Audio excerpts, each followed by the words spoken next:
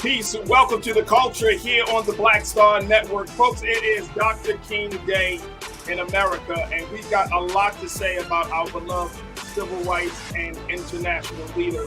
Today, we got to talk about what's going on in Wisconsin with the issue of voter suppression, where one state official admitted to the fact that he was happy that black folks didn't turn out as much as expected for the last national election. I'm going to share with you what he had to say. Also, can we talk a little bit about what the president's response when he talked yesterday to honor Dr. King, how he has a muted response to voter rights.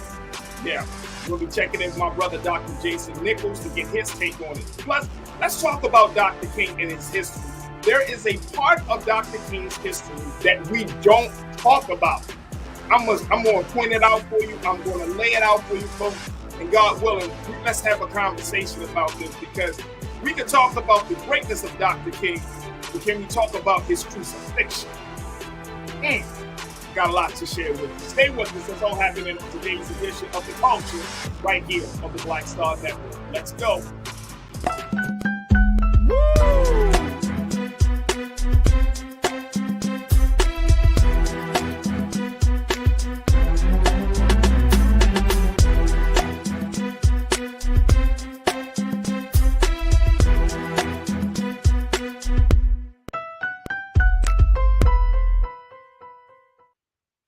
All right, folks, welcome to the culture here on the Black Star Network. I'm your host, Farajii. Thank you so much for tuning in and joining us and being a part of the conversation. First and foremost, happy Dr. King Day. It is Dr. King weekend. We've been celebrating it all weekend long here on the Black Star Network. So if you have not seen some of the conversations that Big Brother Roland has been having with some luminaries from the civil rights movement, from the social justice movement, make sure y'all check out blackstarnetwork.com, and you can see what Brother Roland has been talking about. He had a very fascinating conversation with Reverend Jesse Jackson. That's going to be that you can stream right now, and a whole lot more. Of course, there are a number of activities from this past weekend and even up to today, prayer breakfasts and a whole lot of conversations. I know that cities across the country are preparing for MLK Day parades here in Los Angeles. It's going to be happening soon. So there are a number of things that are happening across this country. And we're going to dive more into the life and the legacy and the great mission of Dr. King in a little bit. But first, I do want to bring you up to speed on some of the elements, some of the key issues that Dr. King really spoke out against, which was suppression, which was the issue of voting rights. And we know that this has been an ongoing issue, not just that past couple of years, but the past 50 years. And so we're seeing more and more how there has been a concerted effort, not from the police, not from other citizens, but how about from state officials who are encouraging folks to not get involved in the simple exercise, the simple right of casting a ballot. This is what we're seeing in the state of Wisconsin, folks. And it is mind-blowing that it's gotten to the point where now openly state officials have admitted that these level of voter suppression continues to happen, and they're happy about it. All right, let me first bring in my brother, Dr. Jason Nichols, who's a lecturer professor at the University of Maryland out of the African American Studies Department. Dr. Nichols, always a pleasure to talk to you, brother. How are you on this MLK Day? I'm doing lovely. I'm blessed. It's good to be here with you, brother. I appreciate it. We're going to get you in and out, brother, because I know your schedule is busy. But more importantly, I wanted to get your analysis about all of this that's happening. First, let's talk a little bit about Milwaukee. And I'm going to just jump right to it. Here's a Wisconsin Republican official. His name is Robert Spindell. He put out this piece that, guess what? He was happy that black folks did not show up for this past election, bragging about it. Look what he said, folks. Take a look at this quote from Mr. Spindell. Can't believe it is happening in 2023 and 2022. He said, we can be especially proud of the city of Milwaukee, 80.2% Democratic vote, casting 37,000 less votes than cast in the 2018 election, with a major reduction happening in the overwhelming Black and Hispanic areas. Wow. He's happy that black and brown folk aren't coming out to vote. Now, he's a longtime GOP activist in Wisconsin. He has been the chairman of the GOP's 4th Congressional District in Milwaukee and was one of the fake electors who claimed that Donald Trump won in Wisconsin. He's facing 3 lawsuits for his role in that attempted fraud. What do you say about this? And he's still holding office for the state of Wisconsin. I mean, to me, it was not shocking that they feel this way. It was shocking that they said it out loud. We know that they're trying to suppress votes all over the country, particularly in a lot of these battleground states. And this has been an ongoing battle, as you stated, from the very beginning, going back, to the 15th Amendment. They've tried to suppress black votes. So it's not really a shock that this is going on. I was shocked that he said it. As a professor, I was a little perturbed by his grammar, which I thought, there's a difference, people, between less and fewer. You should use fewer under those circumstances if you're going to say 37,000, which is an actual number. But that aside, we know that Wisconsin at one point was the worst state for black people to live in. Like, literally, it was the NAACP, other organizations literally put it out there that Wisconsin was the very worst state for black people to live in. Worse than Mississippi, worse than all of Louisiana, many other states that actually have a long legacy of oppression and slavery. Wisconsin was the worst. So it tells you something about what's going on in that state and the kind of officials that they are putting up there. And that was an appointed position. He's on the, I believe he's on the election committee or the election council in that state. There's only 3 people on that, and he has an immense amount of power. And he credited, the ad campaign that they went on to keep black people from voting, telling them, don't vote. It's not going to change anything. And I will always say to any black person that has, says, voting doesn't matter.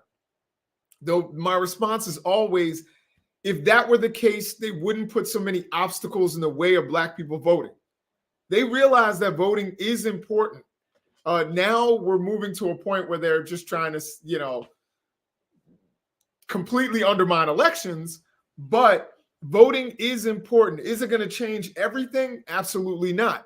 There needs to be a combination of grassroots activism, voting, and other advocacy. But voting is a part of that equation, and we have to vote. If we want to address things like police brutality, on my podcast, I was just talking to a police chief, and we had a conversation. If you want to address police brutality, recognize that probably your sheriff in your area is an elected position. Facts.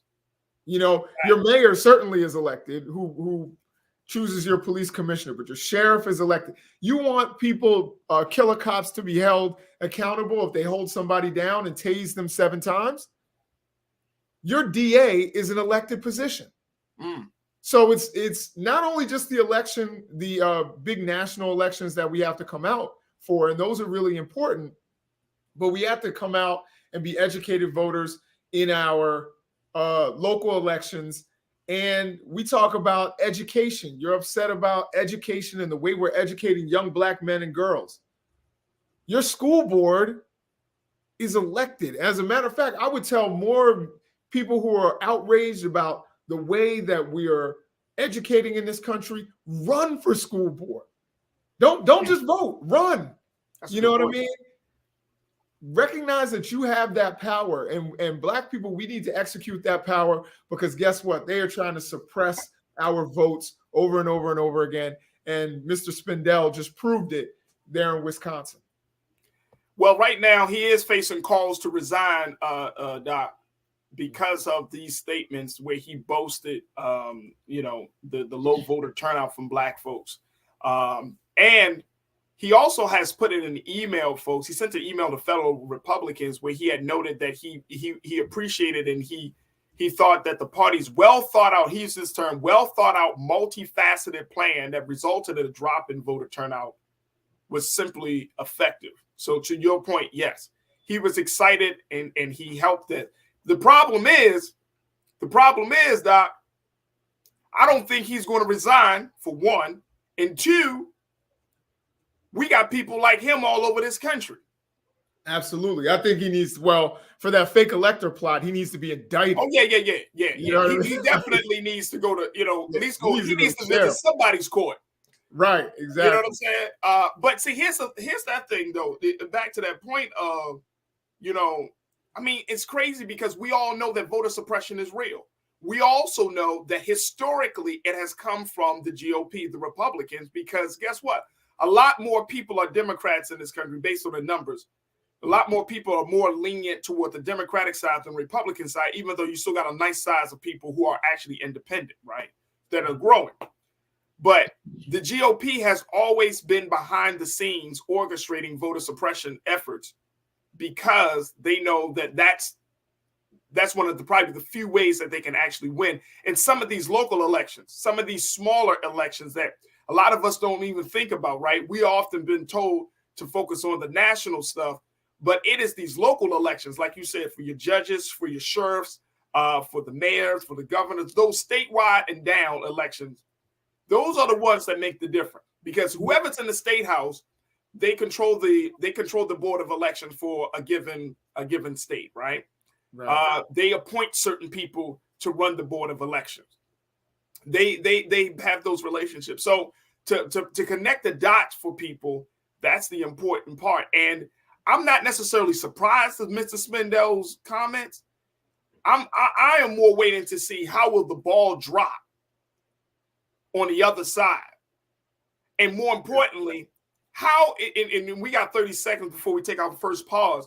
But Doc, I want to know, in a situation like this, traditionally, historically, how do the voters respond?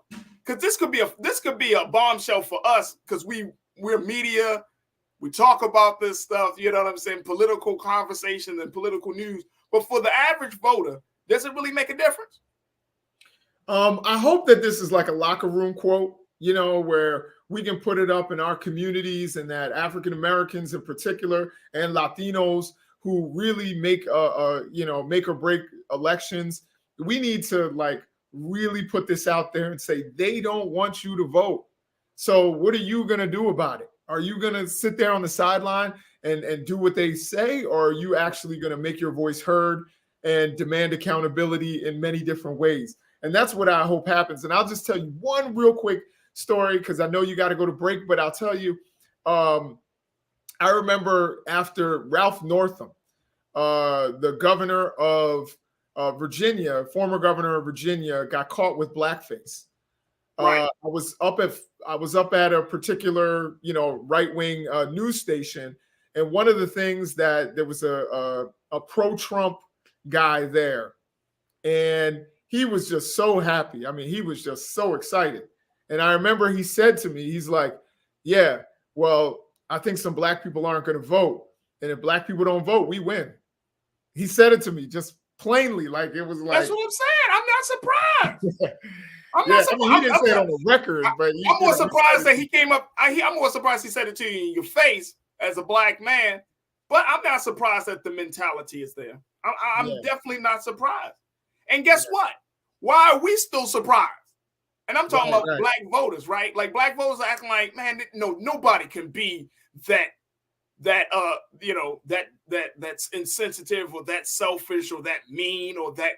Yes, they can. Yeah, folks. Oh, absolutely. It's all about winning. You know what I mean? It's all about winning. I'm not surprised, man. I'm not surprised at all. Hey, Doc, I got to take a quick pause. When we come back, let's continue the conversation. Also, I got to talk about what is President Biden's view on this voter efforts. He talked about, he spoke from Ebenezer Baptist Church yesterday, and of course, in honor of Dr. King. So we're going to share with you a little bit of what the president had to say around the issue of voting as well. Stay with us. Join us in the conversation. And stay tuned. We got a lot to cover in this first hour of The Culture here on the Black Star Network.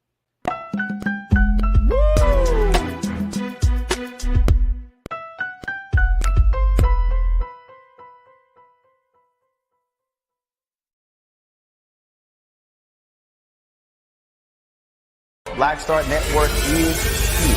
Oh, no punches! I'm real revolutionary right now. Thank you for being the voice of Black America. All momentum we have now, we have to keep this going. The video looks phenomenal. See, there's a difference between Black Star Network and Black-owned media and something like CNN. You can't be Black-owned media and be scared. It's time to be smart. Bring your eyeballs home. You dig? When you talk about blackness and what happens in Black culture, we're about covering these things that matter to us, speaking to our issues and concerns. This is a genuine people-powered movement. There's a lot of stuff that we're not getting. You get it, and you spread the word. We wish to plead our own cause. Too long have others spoken for us. We cannot tell our own story if we can't pay for it. This is about covering us. Invest in Black-owned media. Your dollars matter. We don't have to keep asking them to cover our stuff. So please support us in what we do, folks. We want to hit 2,000 people, $50 this month, raise $100,000. We're behind 100,000, so we want to hit that. Y'all money makes this possible.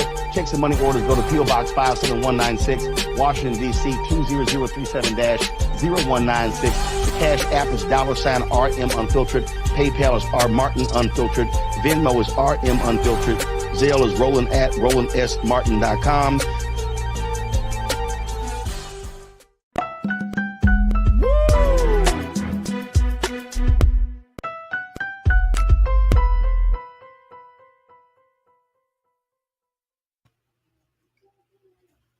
All right, folks, welcome back to the show. We've been talking to Dr. Jason Nichols of the University of Maryland to talk about voter suppression, how in Wisconsin, folks, one Republican official, state official, has admitted and boasted and bragged about the fact that Black and Hispanic voters in Milwaukee did not come out as much for this past November election, and he was happy about it. And he admitted, folks, he said it like, hey, they didn't come out, and we're happy that they didn't come out. And so we're talking about this level of voter suppression and this level of glee that we're seeing from the other side, and most importantly, the impact that it makes on the exercise and the right for us to vote. Dr. Jason Nichols, always a pleasure to talk to you. So yeah, I'm not surprised, Doc. I'm not surprised that folk. What I am surprised about is how. What I will be surprised about is how will folks respond, right? How will the voters respond? Black folks, Hispanic folks, those who are often marginalized, how will we respond, right? And I think that part of it is that we got to just simply admit that this is happening.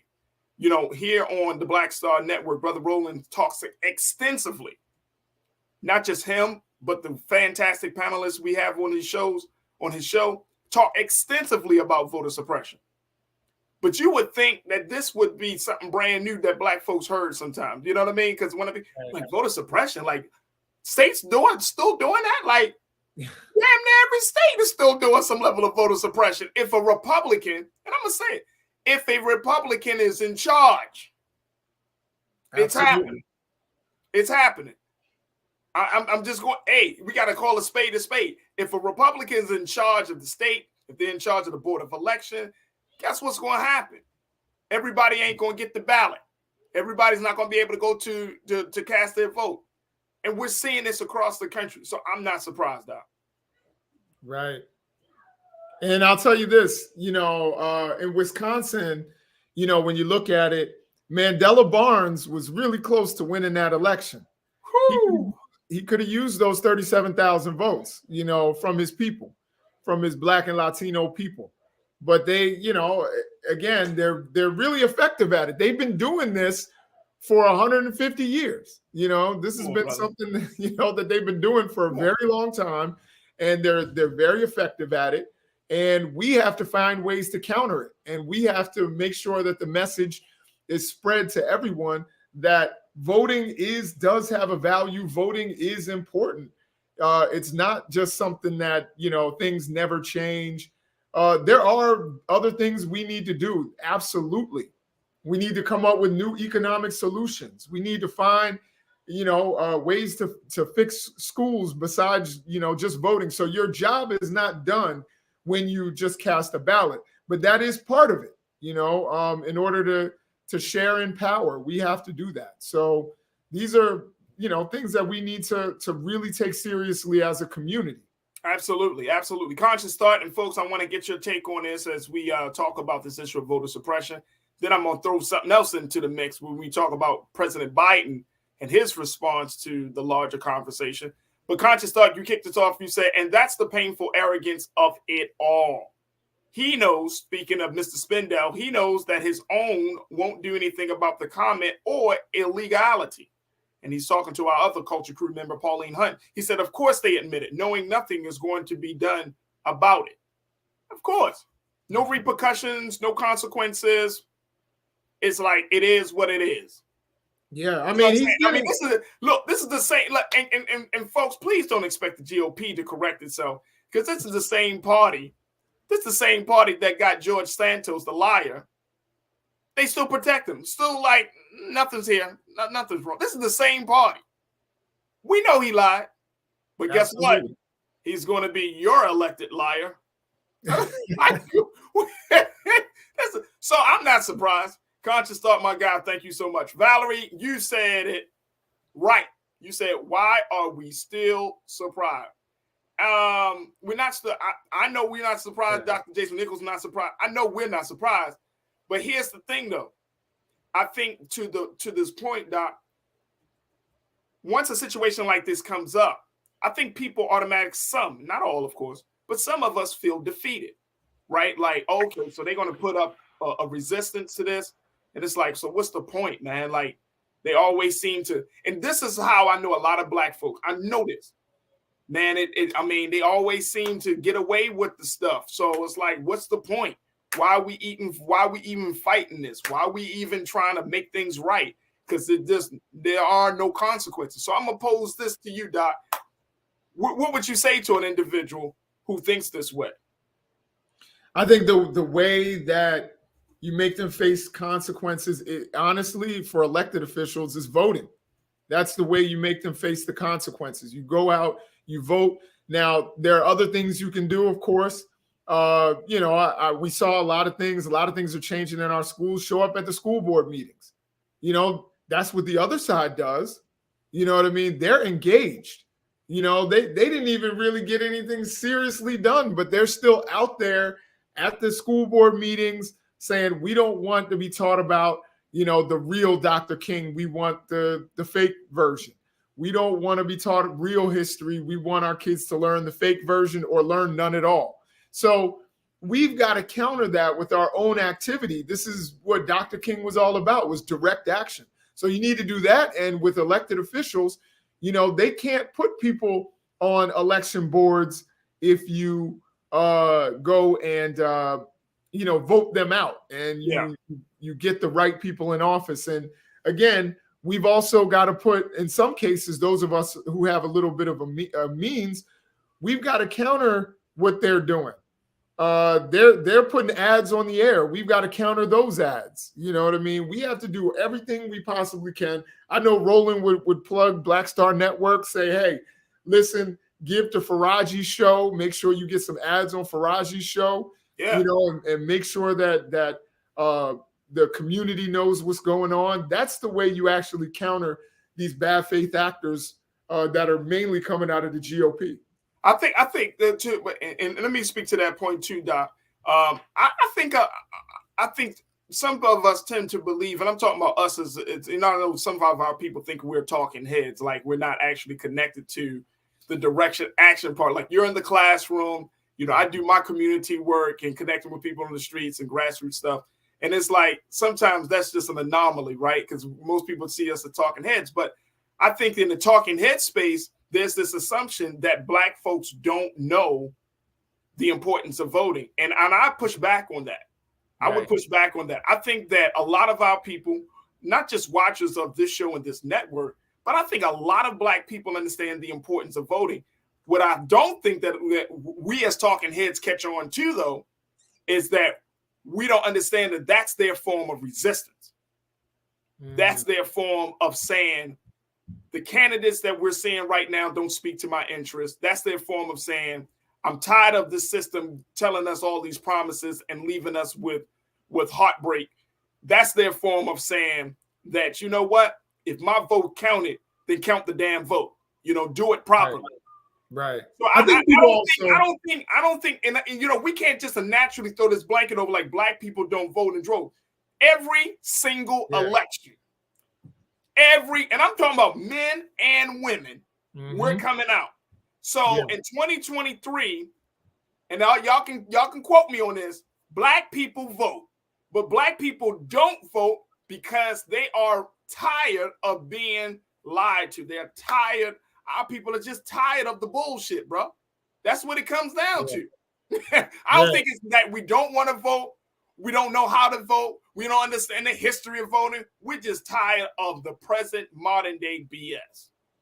Yeah, I'll add to that. I think you're right. Black people know the importance of voting, but I think black people also have voted in large numbers, sometimes larger than the national average for a long time, and then not seen things change in their communities. So I think a lot of times, there does tend to be an apathy, particularly with younger, black folks. When I'm in the classroom, I hear a lot of students who are like, yeah, I mean, I might vote. You know what I mean? Like, it's not something that they think is really something that changes things for them or for their parents or for their friends. And so I kind of get where they're coming from, to a certain degree.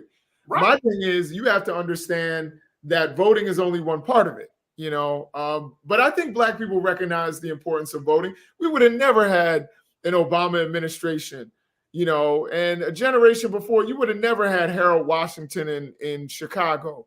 You would have never had any of these. You wouldn't have a Joe Biden if it weren't for black folks. It's black folks that take people and make Democrats winners. They never win white women. They never win. They don't even come close with white men. They don't win white women. They win large numbers of black folks and just enough Latinos to win elections. And if you shave off even a little bit, and that's what Republicans realize. That's what they're saying. That's what Donald Trump was saying. I only need to find 11,780 votes. Is take the votes away from Fulton County, all those black folks. You can't find me somebody's address was wrong or something. You can't do that. Find me some votes or discount some of their votes. Absolutely. So black folks. Let me, I don't mean to interrupt you. We got to take this pause, but when we come back, I want you to finish your thought because we're going to continue the conversation. I want to talk to us about what President Biden said at Ebenezer Baptist Church yesterday.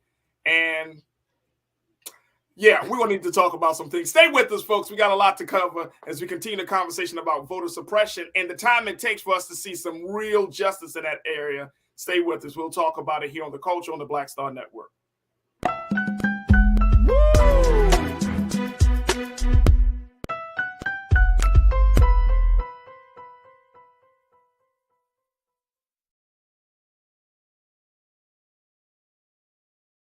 Hatred on the streets, a horrific scene, a white nationalist rally that descended into deadly violence. White people are losing their damn minds.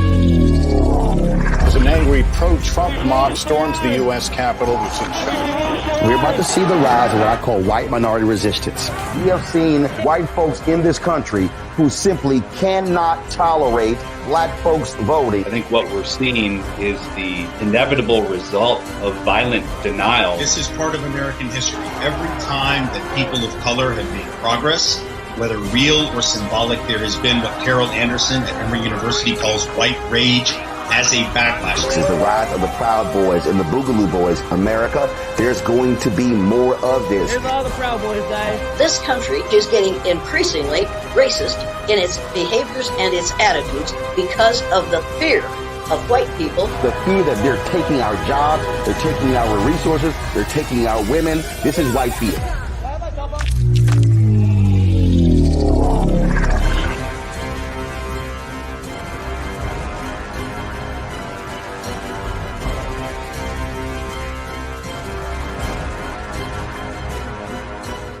Black Star Network is peace. Oh, no!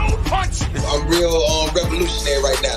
Thank you for being the voice of Black America. All momentum we have now, we have to keep this going. The video looks phenomenal. See, there's a difference between Black Star Network and Black-owned media and something like CNN. You can't be Black-owned media and be scared. It's time to be smart. Bring your eyeballs home. You dig?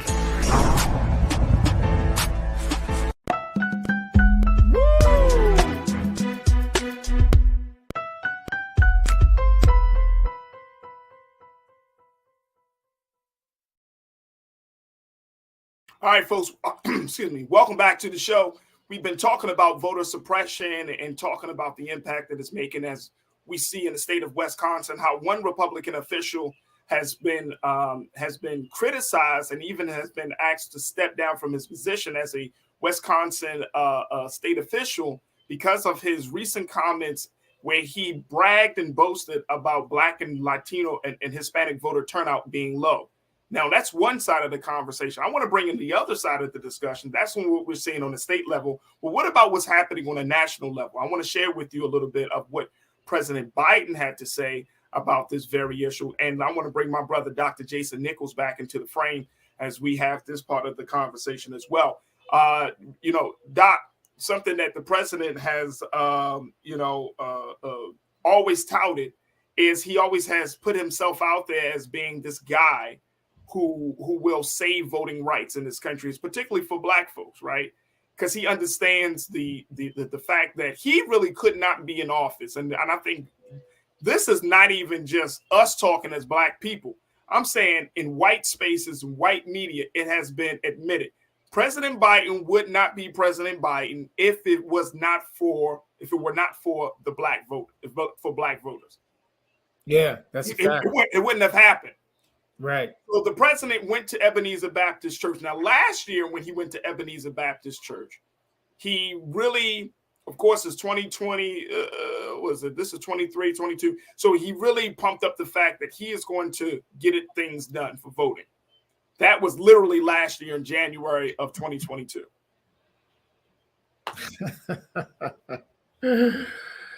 Yeah. In January 23, look, one thing you can say about President Biden, either he forgot that he made this promise and he was at the church when he made this promise, or he a bold dude, you know what I mean? Like, he a bold man to go back to the same church and to say to the people, progress is slow.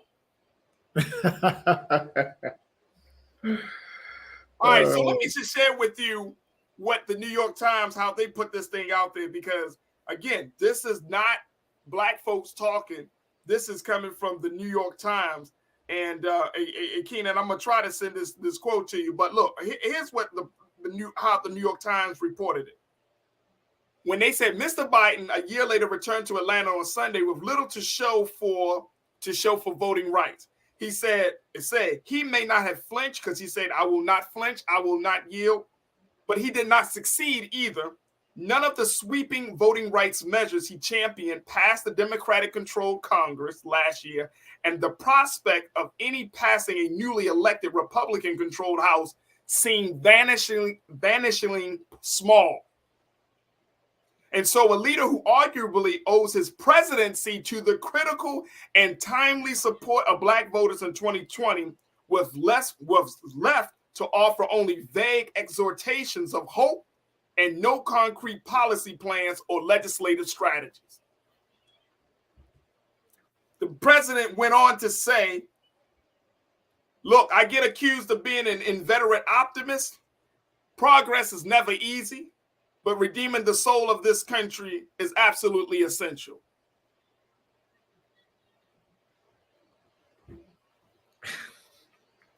If the soul of the country is rooted in the idea that the people, that democracy is what?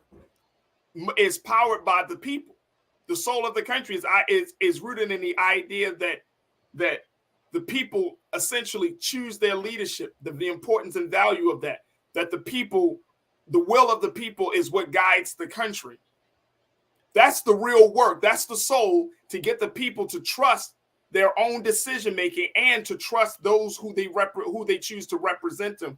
This is the crux of the quote unquote the American experiment called democracy. Then how is this not as important? How you say you're going to save the soul of the country if the people feel like their voice is not being heard? Right. I'm trying to understand this, Dr. Jason Nichols. I'm trying to understand what is the president really saying here. So he can say, we were going to sell this. The soul of the country isn't tech. The soul of the country isn't business. Hell, it's not even education. The soul of the country is civic participation. The soul of the country is this idea that we, the people, are the ones to determine our fate. We, the people, are the ones to dictate the agenda. Right. We, the people, are the ones that speak up. What am I missing here, bro? I don't think you're missing anything. And I think the person who's missing something is President Biden, and he needs to explore other options. I understand that, and it's interesting that Democrats seem to always campaign on things that they can't deliver. They campaigned in the midterms on codifying Roe. They're not going to be able to do that. As a matter of fact, they're hoping to block some of the GOP efforts to truncate those efforts, to make it, women's health care less accessible. So, I mean, it's I understand that, the dynamics of the House and the Senate, but he's not even saying like, I'm going to fight. I'm going to look at other options. Right. Like, he's just like, yeah, progress is slow. Maybe in the next term, you know what I mean? Like there's no, right. Where's the assurance that, we're going to get some things done. Let me put in an executive order somewhere. Let me use my bully pulpit. Let me do this. Right. Like that's the part, Doc, that I'm not understanding. It's like you come in. Look, the New York Times said that we are the critical voting bloc that the president needs. We made the president. Right. And he's going to pay the price if he runs again and black people have, their voting rights curtailed. He better try to get out there and start talking about this issue. Because if black people, number one, if black people don't think that you're working in their interests, all you do is talk about other issues, is not going to help him in the long run. We know black people are the ones that got him to where he is. There's not even a question. You don't win Georgia. You don't win Pennsylvania without Philadelphia. You don't win Wisconsin without, Milwaukee and a lot of the African Americans voting there. You don't win Michigan without Detroit. Like, these are the people who are driving, that drove that 2020 Biden-Harris campaign to victory. So don't forget where you came from, President Biden. And you can't forget where you came from. And you said this as, look, one thing that Dr. King has done and has shown us is consistency and his tenacity, right? His ability to persevere against so many different odds. And for us to have this conversation, for the president to come into the space of the great Dr. King and say, hey, I didn't come through on my promise, but trust and believe I got y'all in mind for the soul of America. Like, it's the president. Right. It's the president. I mean, you can't speak from the very pulpit that Dr. King spoke, who literally died in trying to create some very important, substantial change. And you know what, Farajii? Not only is what you're saying correct, but Dr. King, if you read the letter from a Birmingham jail, the whole thing was people saying progress is slow. Wait. That was his big argument against white liberals. Yeah, he was like, all you tell us is to wait. And he's like, no, waiting oftentimes means never. No, I'm not gonna wait. We're gonna do direct action. We're gonna actually go after this.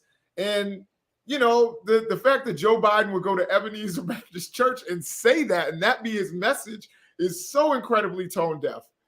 It's ridiculous. I can't understand it. And here's the thing. This is something in the last year of Dr. King's life, he was going through a lot of turmoil because of his stance on the Vietnam War. And folks, we're going to talk about this in the next segment, so stick around.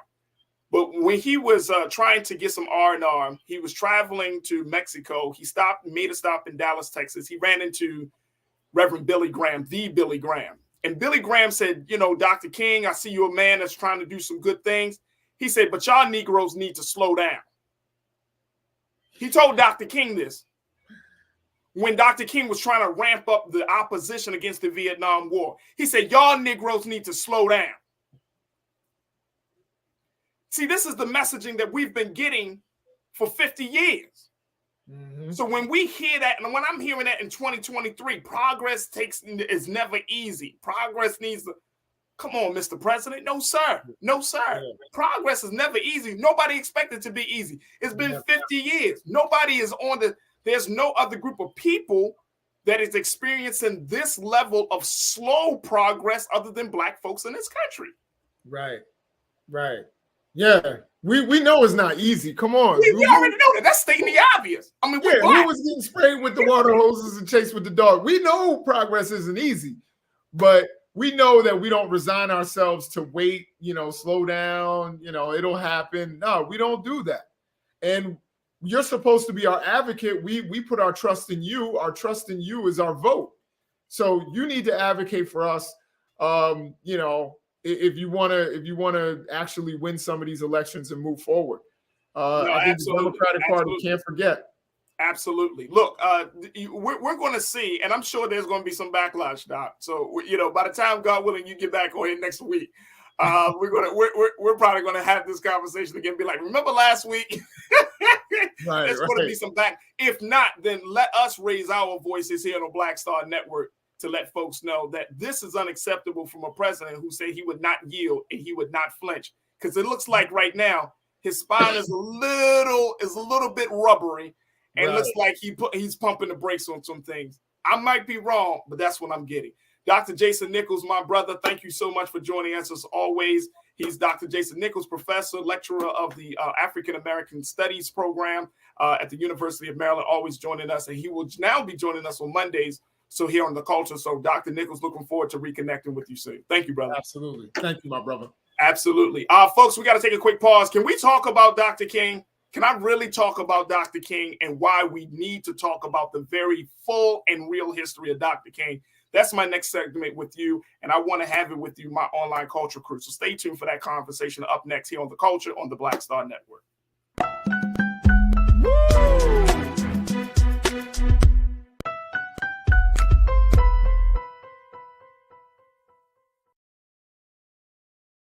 When you talk about blackness and what happens in Black culture, we're about covering these things that matter to us, speaking to our issues and concerns. This is a genuine people-powered movement. There's a lot of stuff that we're not getting. You get it, and you spread the word. We wish to plead our own cause.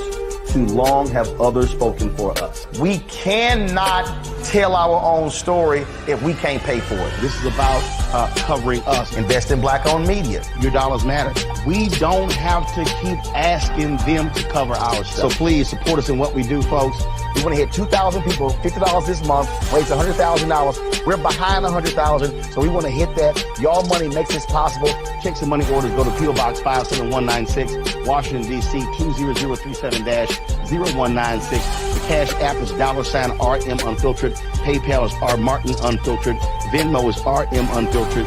Zelle is Roland at RolandSMartin.com. Pull up a chair. Take your seat. The Black Tape with me, Dr. Greg Carr, here on the Black Star Network. Every week, we'll take a deeper dive into the world we're living in.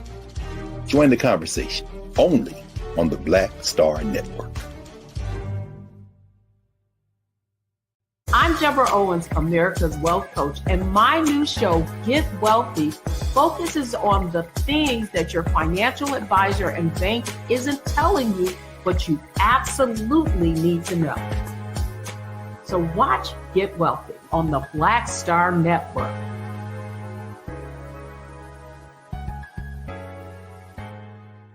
Hatred on the streets, a horrific scene, a white nationalist rally that descended into deadly violence. White people are losing their damn minds.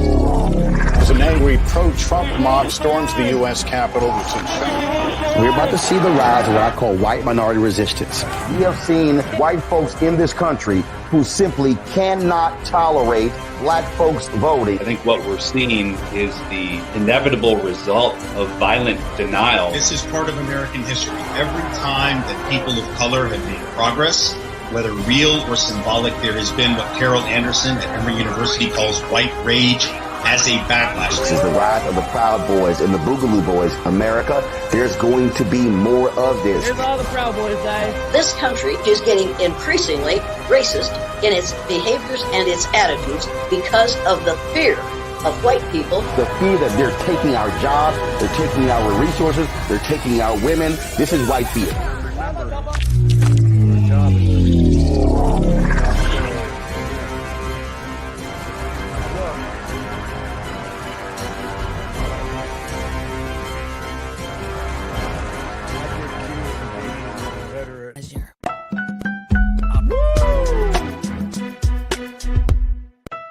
The Irish of it.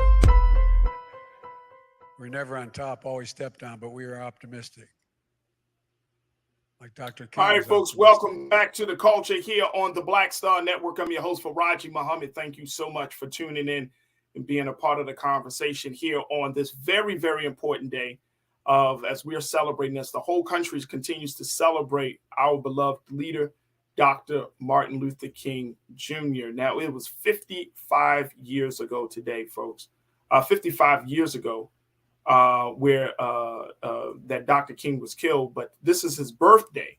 His death day of that unfortunate assassination was April 4th, 1968. So this has been 55 years in the making of how we look at the impact, the life, the legacy of Dr. King. And so I thought it would be important for us to have a very different conversation. And my hope and prayer is that we can have this conversation to shed some light on some things about Dr. King. And I want you to join me. So I want you to check in with me as you can post your thoughts in the comment section as we're streaming right now on YouTube and on Facebook. And make sure y'all check us out on Black Star Network as well.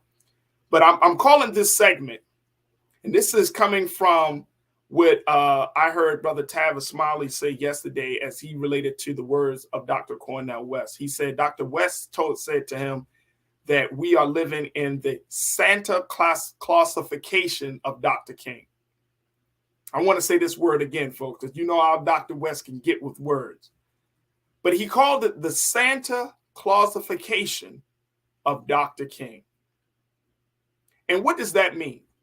That we have made this very real man with a real wife, real children, who was living in a very real time, that a man that had very real struggles, who endured very real heartbreak and pain. We have taken his life and his legacy and his mission and has put it into almost a space of being a myth. And when you look at how we have now told the story of Dr. King, it is highly whitewashed, very sanitized, very homogenized, almost to the point of looking like a different person. And every year at this time of year, as I'm growing more and more and I'm learning more and more about our beloved leader, I wonder to myself, if Dr. King was living today, or he was able to see how his life, his struggle, his sacrifice, his commitment was being told, characterized, how his story was being narrated, how would he feel today? And so when we're looking at this, we take our brother, and I'm saying, and I know what it's easy for us to talk about these things from a space of how white media, white books, in terms of the history books that we have all been, familiar with. It's easy for us to talk about it from that vantage point because there is, I believe there is not enough emphasis, where we really look at Dr. King's history in full in its proper context. And here's why. I was blessed to be a part or to attend the SCLC's celebration of Dr. King last night here in Los Angeles. And at that great celebration, we heard, and I had posted a couple of these speeches on my Facebook page, but at that great celebration, we heard from LA City Mayor Karen Bass, who talked about the work that she's doing and continuing to do and the history she's been making.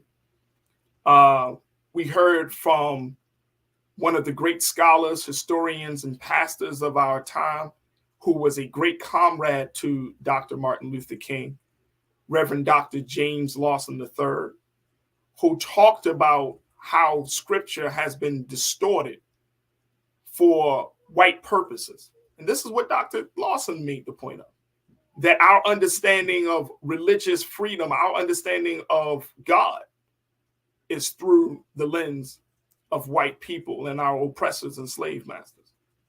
And then I got the chance to hear from Brother Tavis Smiley, the broadcaster and journalist. And I was so happy to hear from all of these folks because they all dropped jewels. But one of the things I really appreciated about what Brother Tavis was saying, when he broke down the history of Dr. King in his final year. He wrote a book, folks, and I would highly encourage you to check this book out because we always do this book.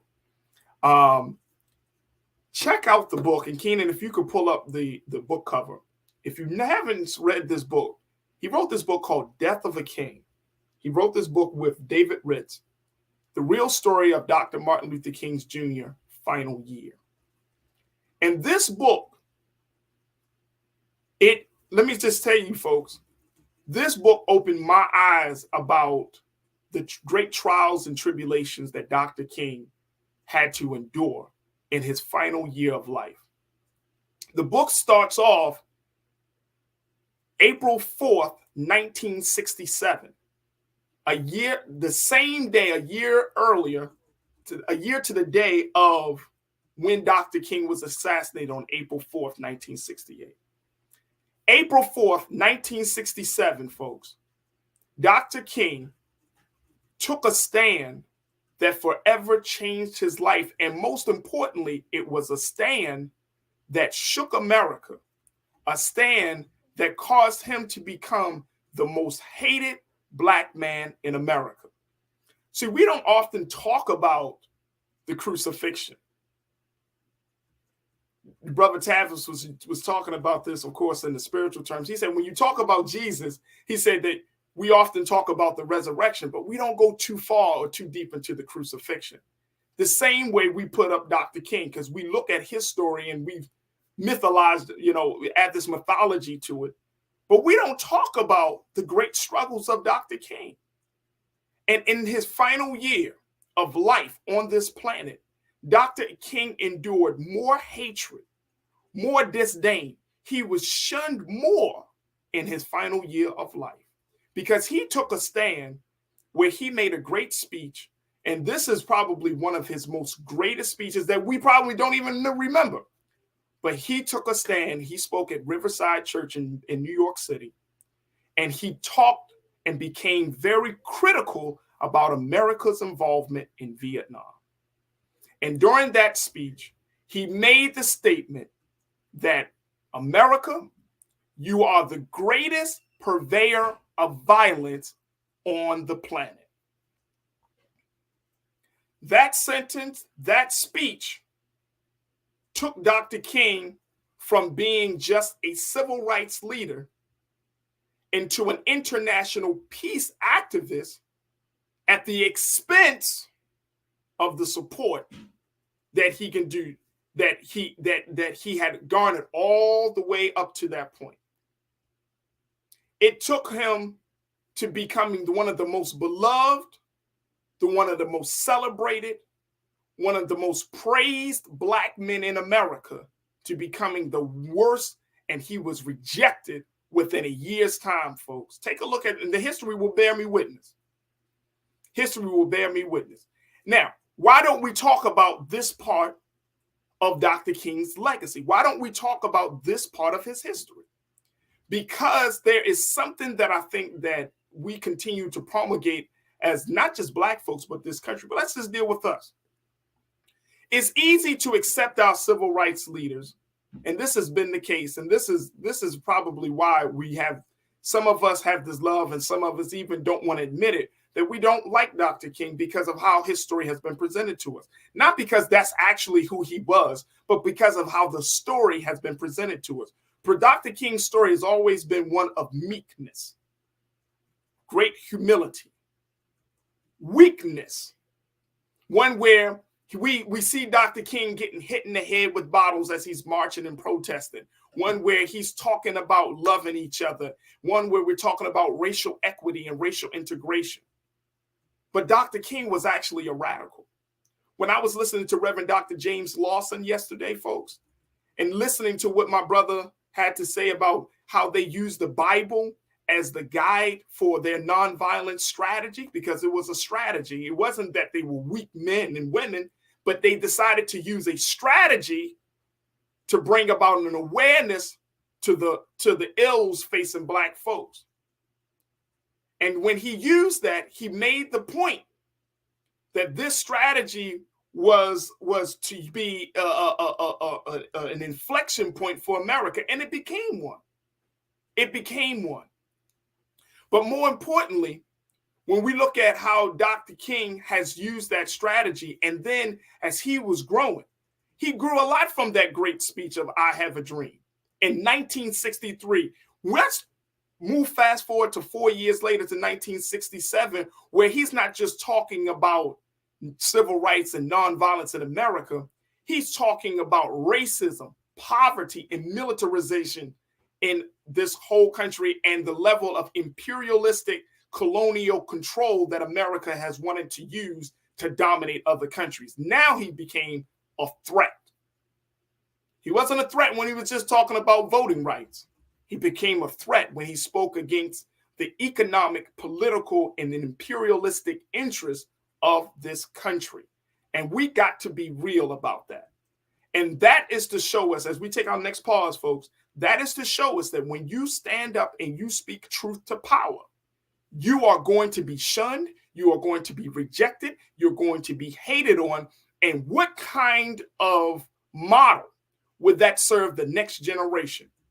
I'm going to take this quick break. When we come forward, I got some more to share with you, but I want y'all to think about this. I really want you to think about this. Join me in the conversation.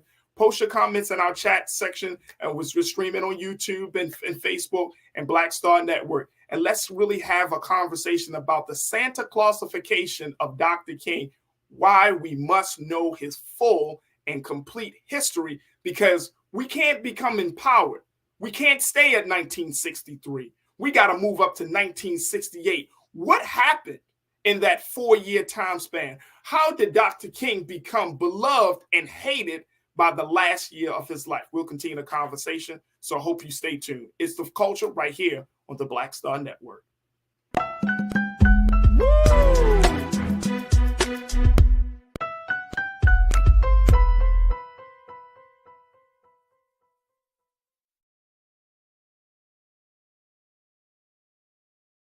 Pull up a chair, take your seat. The Black Tape with me, Dr. Greg Carr, here on the Black Star Network. Every week, we'll take a deeper dive into the world we're living in. Join the conversation only on the Black Star Network.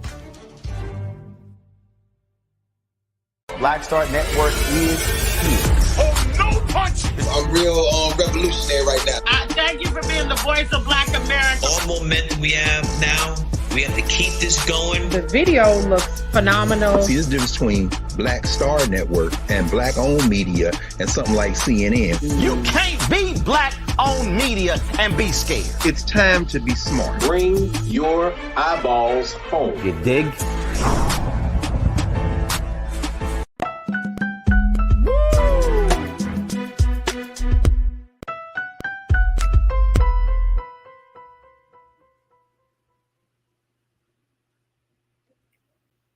Folks, welcome back. I wanted to have a special conversation as we continue to celebrate the great life and legacy of our dear beloved leader, Dr. Martin Luther King Jr. And I wanted to kind of just bring to light some of the things that we may not be privy to, that a lot of us, and I'm including myself, folks, it wasn't until I read Tavis Smiley and David Rich's book, Death of a King, that opened my eyes about what was going on in the final year, literally the final year of Dr. King's life, when he made that great statement. He took that major stance of opposing the Vietnam War that was brewing at that time. And it forced me to take another look at my brother, and to take another look at how we are as a people, because in the midst of all of this opposition, I was trying to pull up some information. The New York Times wrote an op-ed, or they put out a story. They called it Dr. King's Era. This was like April 7th, 1967, 3 days after Dr. King spoke at Riverside Church in New York City. They said Dr. King's Era. And this was the beginning of the end, so to speak, of what Dr. King had to endure in the final years of his life. You know, we all hope and pray that in our final year of life, that we can kind of like tie loose ends and build and to just kind of be able to make that transition in a way that we can go peacefully. But Dr. King didn't go peacefully. Dr. King, in his final year of his life, was so worn and beat up on. And I'm not just talking about white people, I'm talking about by black folks. So and I'm going to share with you a little bit about that, but that's why we're having this conversation and going back to what Dr. Cornel West calls the Santa Clausification of Dr. King. We can't make the life and legacy of our dear beloved brother and leader a myth. We can't sanitize it anymore. We can't act as if he didn't do certain things or he didn't endure certain struggles. That man endured great struggles. He was so hated on because of his opposition to the war. He was so hated on because he called America out. He became the mirror that America did not want to look into. That there were actually calls on his life in 1967 that some people were said that Dr. King would be better off dead.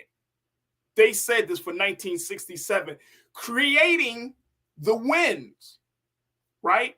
Creating the culture and the environment that when Dr. King went into those places in the final years, and this is something Brother Tavis Smiley brought up in the speech yesterday. He said, if you look at the speech in the mountaintop, that great speech where he said, Dr. King said, I may not, I've seen the mountaintop. I may not get there with you. Why did he say I may not get there with you? Because there were so many different things, so many things that caused his paranoia. And it was also documented that Dr. King had actually experienced a deep level of depression as a result of the rejection that he was receiving for his stance against the war. Let me share something else that you may not have known. And I didn't know this too until I looked it up. Now, another thing is that he died at the age of 39, folks. But when they opened up his body, they said that his insides looked like a 69-year-old because of the level of stress and depression and mania that brother suffered in his final year. Come on, man. But this is the part of the story that we don't talk about. This is the part of the story that we tend to leave out. What happened? Do you think Dr. King from 1963 stayed on that track? He was a theologian. He was a philosopher. He was always evolving in his consciousness about where things are. They always put up Dr. King versus Malcolm X. No, and Dr. King never had a real conversation with Malcolm X. I want to just correct that for history purposes. They didn't have a sit-down meeting. They crossed paths, but there was never a sit-down meeting. I had to learn that myself, folks, so don't be surprised if you don't know. But he spoke with a lot of different leaders, including the Most Honorable Elijah Muhammad. He spoke to leaders from the Black Panther Party, from the Pan-Africanist community, the nationalist community. And guess what? during the final years of his life, he started to turn his attention away from this idea of racial integration into a more pro-black stance. Let me tell you how did that happen, or how do you know? He started to use different terminology. He stopped using the term Negro and started to use the term black. Take a look at it, folks. I wouldn't lie to you, especially not about this on this great day. His ideas were becoming what some would say more radical because he was being exposed to different political thought.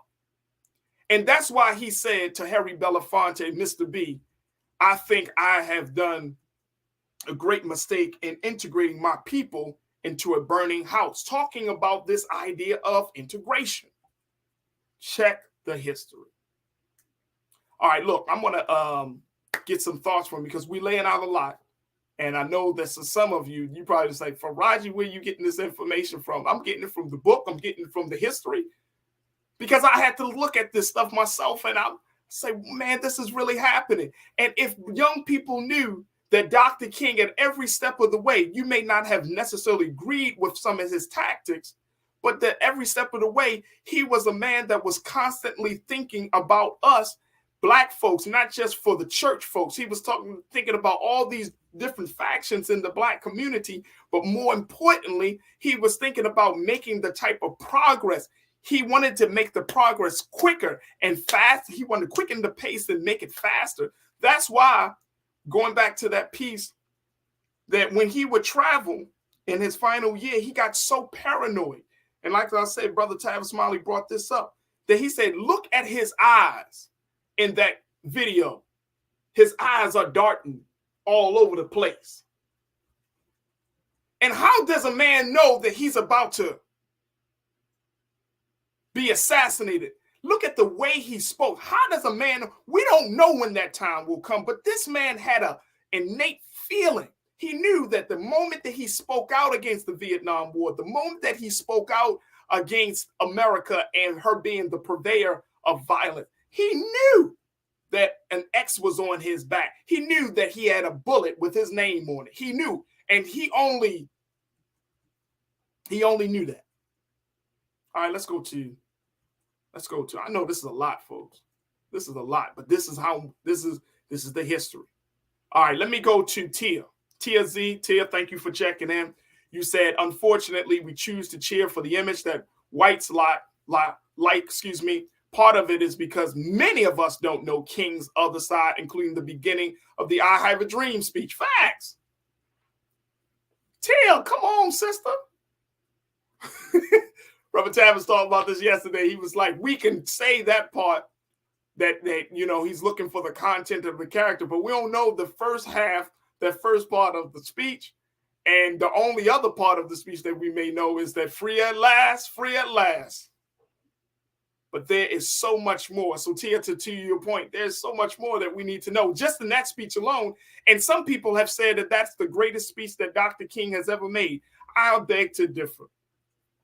I think it was a great speech, but it wasn't one of his not the greatest. Because why?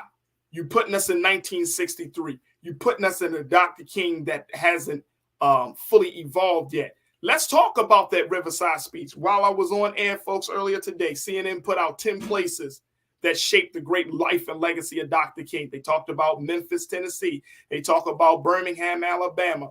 They talked about Montgomery, Alabama, and Atlanta, Georgia. Nobody speaks about New York City. They even talked about India with Mahatma Gandhi and how he learned about the principles of nonviolence. But nobody talks about the fact that in New York City, he made one of the greatest stands that no Black leader at that time in that space was willing to make. And I'm talking about coming from the church. Nobody talks about New York City. Very quickly before we get to our comments, Keenan, let's pull up with Ralph Bunche, because as a result of his stance, there were a number of civil rights leaders and organizations that opposed Dr. King in his stance. Ralph Bunche being one of them. This is coming from the King Institute. They said in an interview, Mr. Bunche said, Right now, I am convinced he is making a very serious tactical error which will do much harm to the civil rights struggle. I refer to the merging in his recent speeches of the civil rights movement and the crusade against the United States' involvement in Vietnam. Responding to his critics, King maintained that, quote, no one can pretend that the existence of the war is not profoundly affecting the destiny of civil rights progress. Come on, man. King was a large thinker. You can't talk about civil rights in America, in the belly of the beast, and then not condemn the actions of America abroad. Ralph Bunche was afraid. It's all right. Let's just say it for what it is. He was afraid. The NAACP, Keenan, let's post this one. This is the headline from the NAACP, if we can post that. The headline said, in the New York Times in 1967, right after Dr. King made his speech, the NAACP decries stand of Dr. King on Vietnam, calls it a serious tactical mistake to merge rights and peace, drives fears harm to both causes, NAACP, to avoid stand on Vietnam.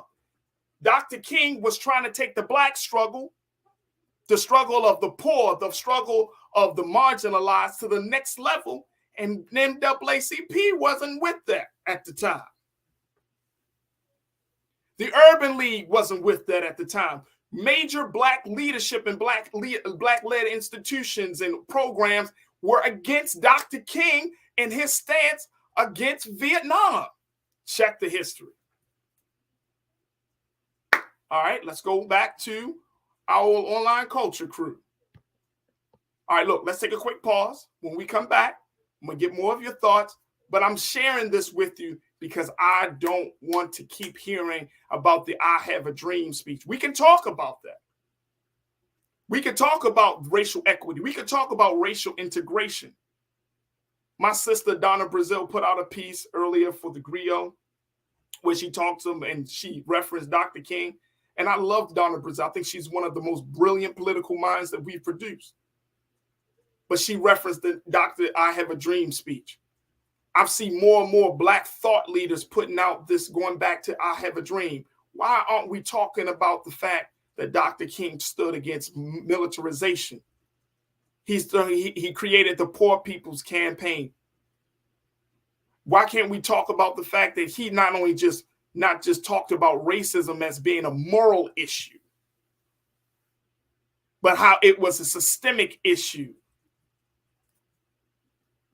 We got to have a conversation. Stay with us, folks. We'll continue the discussion right here on The Culture on the Black Star Network.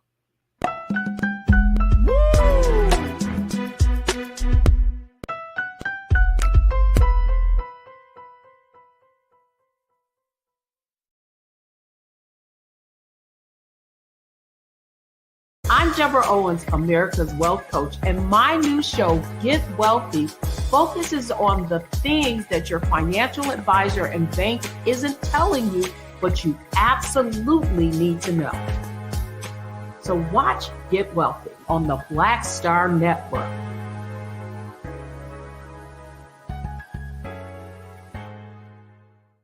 Black Star Network is here. Oh, no punch! I'm real revolutionary right now. Thank you for being the voice of Black America. All momentum we have now, we have to keep this going. The video looks phenomenal. See, there's a difference between Black Star Network and black-owned media and something like CNN. You can't be black-owned media and be scared. It's time to be smart. Bring your eyeballs home. You dig?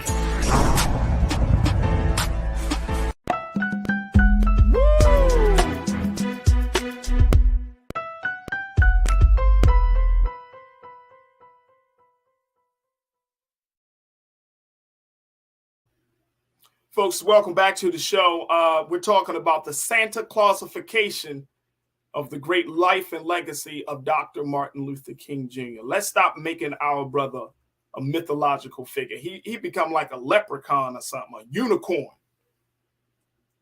I'm saying that seriously, folks. We have made our brother, Dr. King, this other than person. instead of being the black man that he was, the black man that he was growing to become, the black man who suffered at the expense of trying to do something to change the reality of life for both black and white people, the black man who understood his role. I think he came to, when we heard that mountaintop speech, I think this was a man who came to grip to understand that he wasn't going to live long. He was 39 years old, folks. How many of us would actually know when that time would come? But see, sometimes God will bless you with a little insight about the end. If you follow, if you are a good servant. And Dr. King was a fantastic servant of the God, of the Lord. Do you know? Well, I'm going to share this other point about it. I'll get to that point in a minute.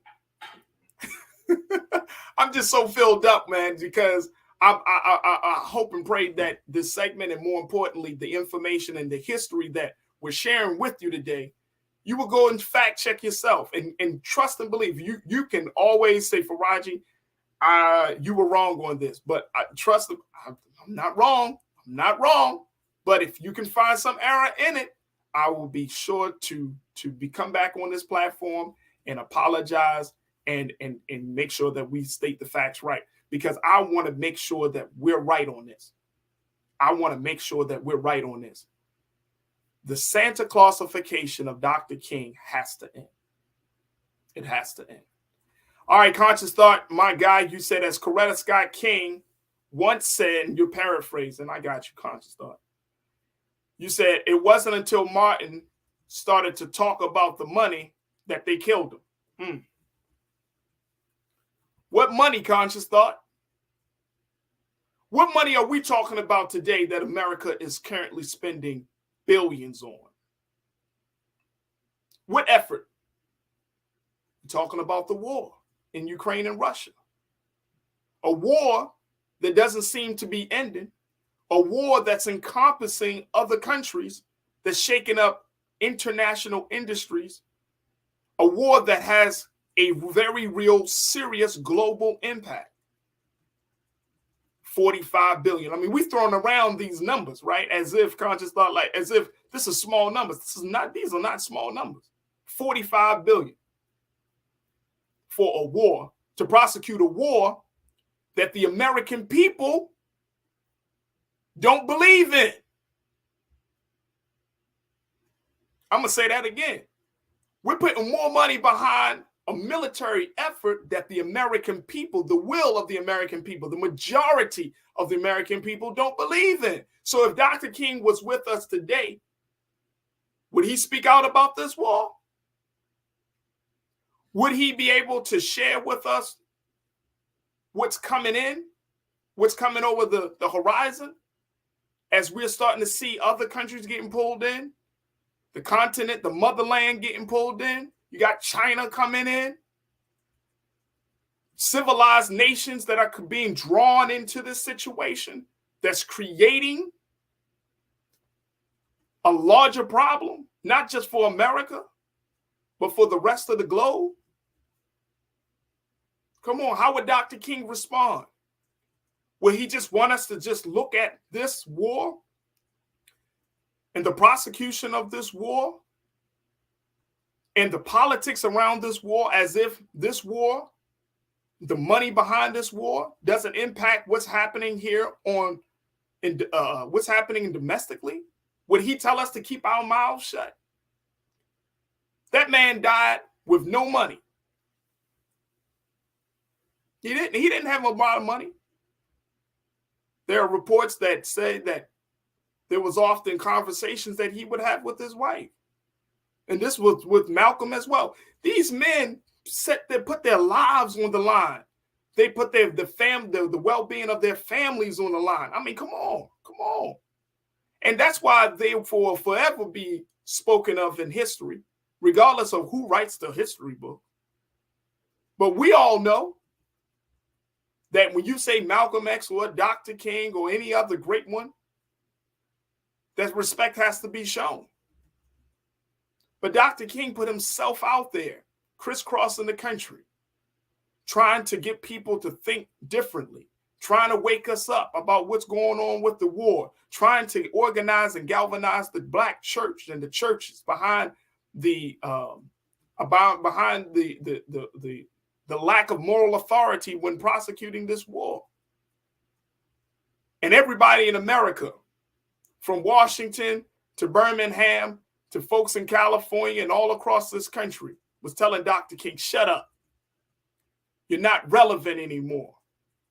No one wants to listen to you anymore.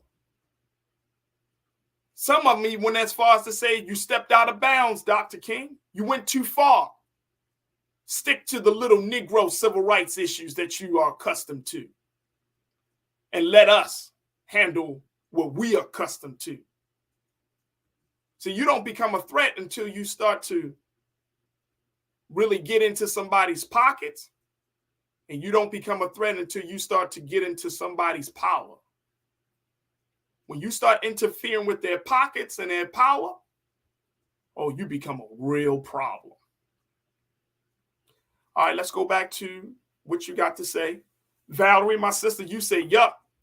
He was rejected by his own. Tell the truth. Same with Malcolm. Enemies within. Yeah. Yeah. Yeah. Yeah.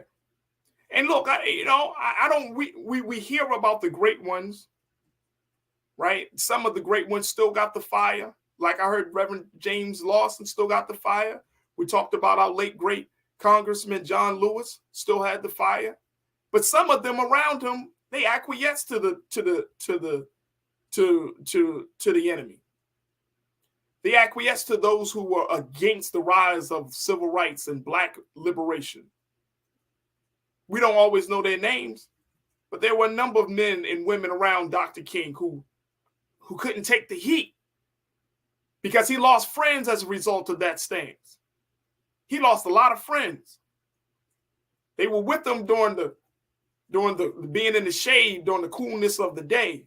But when that shade was gone, when he didn't have the protection, quote unquote, he wasn't the friend of the president anymore. In that final year, he wasn't the friend of the president, and therefore he was exposed to the heat. Please. It's sad, folks. It's sad. Now, here's the thing. As we take a look at this situation, I want to make sure I want to bring up some more information here about my brother. So when you look at how Dr. King started to speak more and more and more, and his voice was being muted less, and look at what was happening at the time that he was making this speech. And this is the other part about it. Because Dr. King understood, like I mentioned earlier, he understood his role. He understood where he stood in the landscape of social justice and civil rights as they were emerging voices that were coming up at the time. So imagine you being this guy, this man. You were praised a couple of years earlier. You were honored with the Nobel Peace Prize. People, I think it was Time magazine that put him out there on the cover and say he was the most important Black man in America, or the important Negro in America. You getting all of this praise, then you make a stance, and then it's like everything closes down. The walls are coming in on you. The ceiling, the sky is falling on you, right? So you have white liberals who are against you. You have the Black bourgeoisie who are against you. You got the civil rights organizations who you helped to establish, who was able to be established as a result of your work, turning against you, right? And you got the black youth, who was then being shifted from following the likes of a Dr. King to following now much more vocal and radical voices at the time, quote unquote, like a Stokely Carmichael, aka Kwame Ture. Or they were following the voices of like a Huey P. Newton of the great Black Panther Party. So Dr. King made this great stance in April of 1967. What else happened in 1967 for Black folks? Well, in October of 1967, the Black Panther Party was officially started. And they were building because they came out of a yearning for a new voice that spoke to the hurt and the pain of the inner city. And Dr. King understood that. He understood that.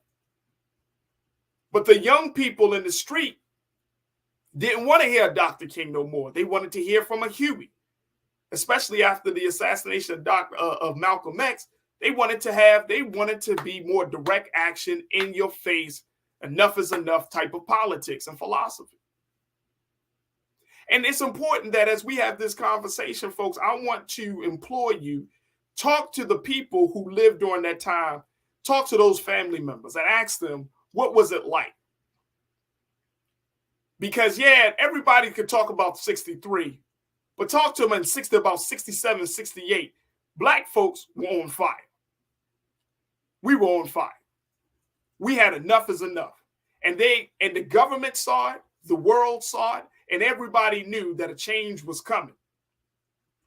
As our brother Sam Cooke talked about, that change was coming, and it was coming fast because there was a new consciousness now. If the man who was often touted as the civil rights leader, as this man who was often seen as a racial integrationist, as a man who some folks would deem as a go along to get along type of man, and he wasn't that man, but that's how they characterized our brother to be. If he starts talking about the violence that America imposes on her citizens and other countries, if he starts taking a harder stand on these big issues, then you got Huey Newton and the Black Panthers on the West Coast. Then you got the Nation of Islam moving with Malcolm. Then you got all of these schools of thought about Black power emerging in this country. Something has to give. The enemy of our rise will have to say enough is enough. It has to say something, enough is enough. Norma, you checked in. Norma Hamilton, you said if certain people cared that much about MLK, they wouldn't have killed him. Well, I'm glad you pointed that out, Norma, because before they kill any Black leader, let me share with you very quickly, then we're going to have to take another pause. Before they kill any Black leader, let me tell you, when those type of efforts are made, folks, they're not made in no vacuum. They are planned. It's not some haphazard, coincidental thing. No, this is planned stuff. We saw it in Judas and the Black Messiah. This is planned stuff that takes time to germinate. So when you're talking about the assassination of a powerful Black voice in America, whether you're talking about then or you're talking about now, the first thing you have to do is use propaganda to make sure that you create a sentiment of hatred against the person that you are targeting. The sentiment of hatred, the sentiment of disdain, the sentiment that the person that you are targeting is no longer relevant, or they are standing in the way of the larger progress of the people. That's the first part of the plan. Because you just don't pull the trigger while the person is well respected. You don't pull the trigger while the person is loved. You gotta make them look ugly in the sight of their supporters, in the sight of their own people, before that bullet, before that trigger is pulled. You gotta make them look ugly. You gotta make them look like they're the problem, that you aren't making the type of gains that you want to make. And that's what essentially started. That's what happened to Dr. King. But the emotions of us as Black folks were ripped up in such a way that once we turned our back on our brother, it opened the door. It opened the door. It opened the door for murder to take place, for an assassination to happen. But you first have to whip up the sentiments. You have to influence the court of public opinion to be on the side of this idea that this person is a problem. And this is how our Black leaders are often painted. This is the same playbook, folks, that's been used for year in and year out. Whenever there's a powerful Black voice, you know that they have to whip up the sentiment of the people before that final decision is made. And I'm saying to us in 2023, we have to be much more careful and conscious that that no longer happens again. We got to take another pause. When we come forward, I'm going to share with you one more element about Dr. King in his final year as we look at the full story, the big picture, and the Santa Clausification of Dr. King. Stay with me. It's The Culture here on the Black Star Network.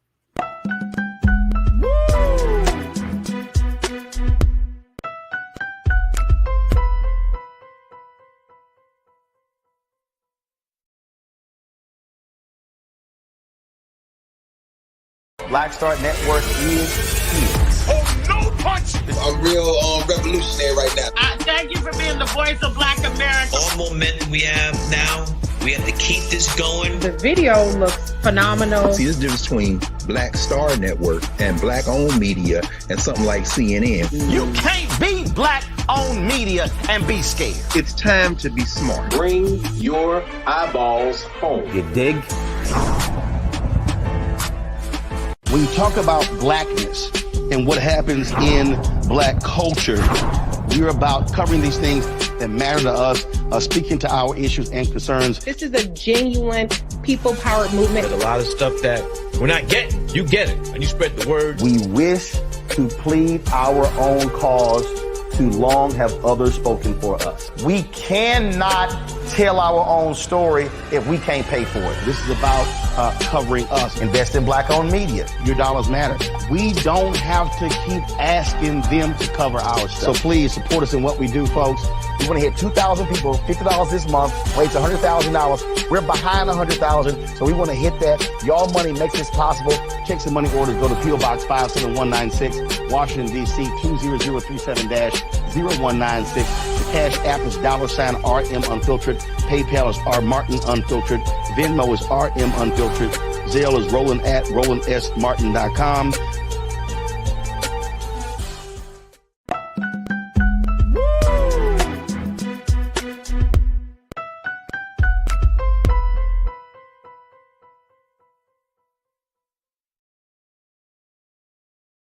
Folks, thank you so much for tuning in to The Culture here on the Black Star Network. We got a few moments left.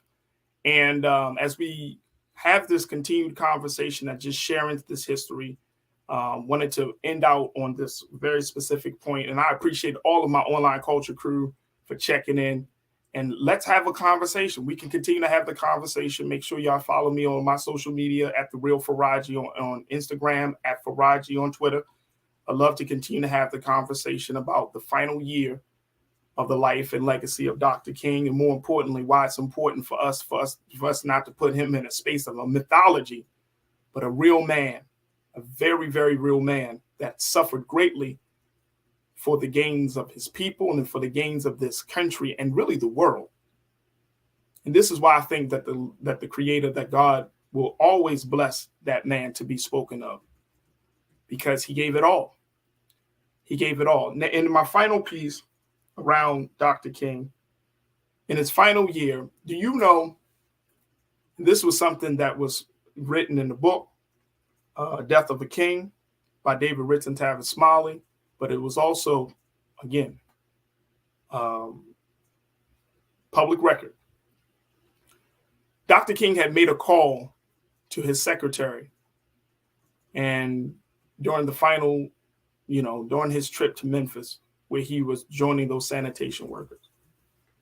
And during that trip, he made a call to the secretary and I'm sure Pastor Damon and others, y'all will understand that back in the day, they had the pastors, the preachers, y'all had to kind of tell the secretary what your sermon is going to be for that Sunday, so she can get that sermon prepared, put it in the church bill, church notes, so people will know what to expect. Dr. King made a call to his secretary, and he told his secretary that he was inspired to talk about something. Do you know what his final speech would have been if he was alive to give it? Or what his speech would have been on that Sunday? Now, y'all thought Riverside, the speech about his opposition to the Vietnam War, was something. His speech that he was preparing for and being prepared for was not as sweet. The title of that great speech was Why America May Go to Hell. Y'all hear me?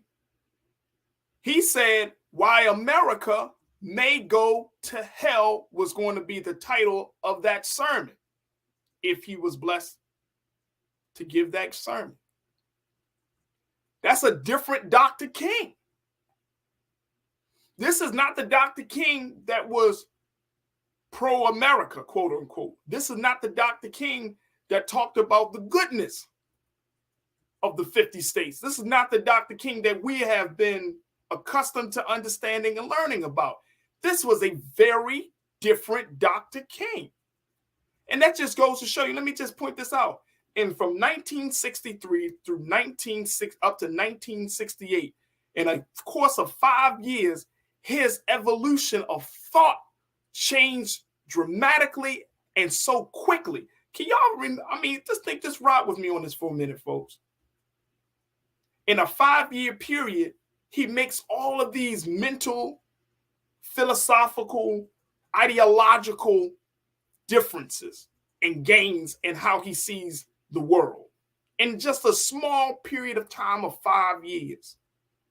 I always thought that was fascinating because it's like he was so obedient to doing his purpose that he was given it accelerated. It accelerated his understanding of who he was and where he thought the people should go. So he was going to talk about why America may go to hell. Why don't we talk about that?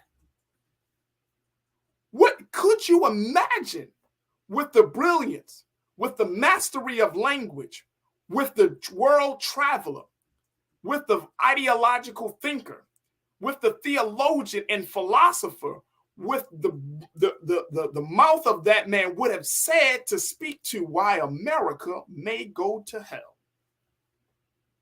What would that speech been like?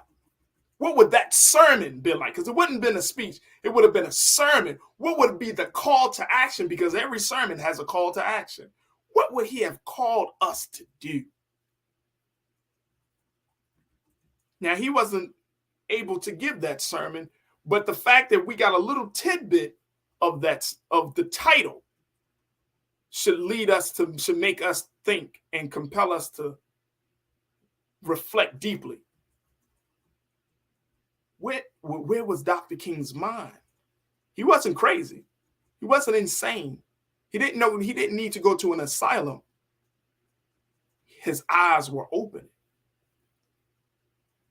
Now, he was not being reactionary, as so many of us think of Dr. King. We think of him being a reactive leader.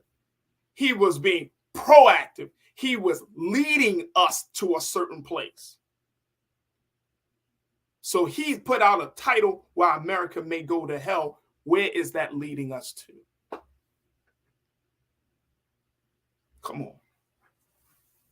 We got to talk about the full history of this great man. We do ourselves a huge disservice. We do the generations to come behind us a disservice when we don't talk about the full history. Anytime, and I implore you, because I do it now, anytime somebody tell me something from 1963, 1962, I ask them, well, do you know what happened in 1967? What happened in January of 1968, February of 1968, March of 1968? What happened in his final year? Because he didn't stay that way. There was an evolution. And we do ourselves a disservice, and we do ourselves wrong for teaching our children the half story or part of the story of a man who was much more deeper, who was much more radical in some cases, much more further along, much more progressive, much more of a visionary. That was our beloved brother, Dr. Martin Luther King Jr. So I can't, in every year, I got to make this part of his history known because we're not talking about it enough.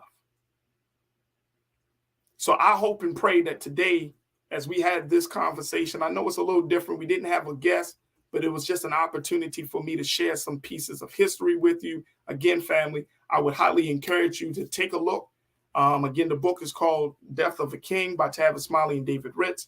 More importantly, look at some of the things. And this is a research book. This is not no BS. This is not conjecture. This is not hearsay. This is research, a research documented book. But more importantly, do your own research to look into what happened in that final year. And I'm trusting and believe once you start looking, as I started looking, your mind, your eyes, everything will become enlightened to the point where you will say, I have never thought of Dr. King this way. And there's a reason.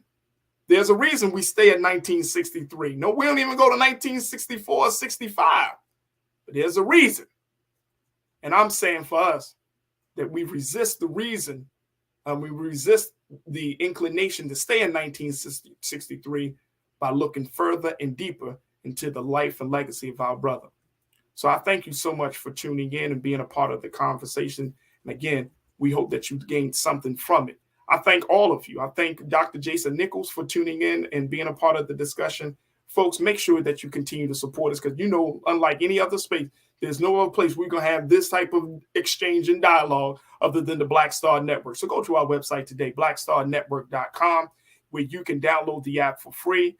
You can be a part of the great movement for Black media and continue to support us. We are streaming some fantastic segments and conversations that Big Brother Roland is having with leaders from across the Black diaspora about the life and legacy of Dr. King. Also, my piece around Gerard Carmichael.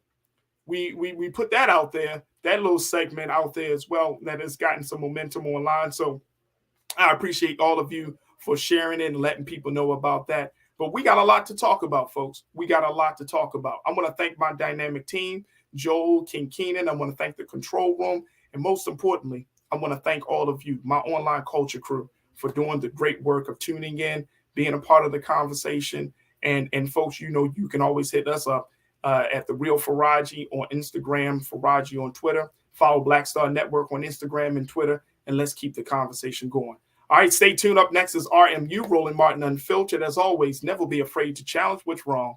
Stand for what's right while being yourself in the process. God willing, we'll talk tomorrow for another exciting edition of the culture here on the Black Star Network. I hope you have a great afternoon, wonderful evening. And again, happy Dr. Martin Luther King Day. Talk to you soon. Peace.